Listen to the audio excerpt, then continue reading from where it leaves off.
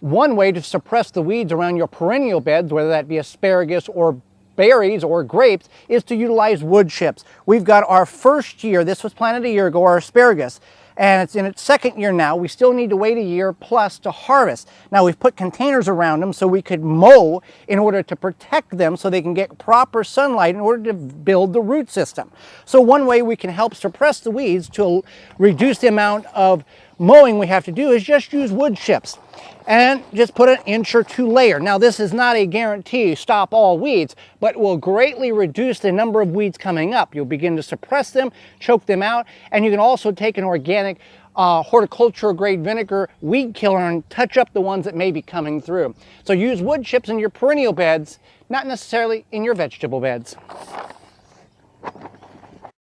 For more information, please visit thewisconsinvegetablegardener.com.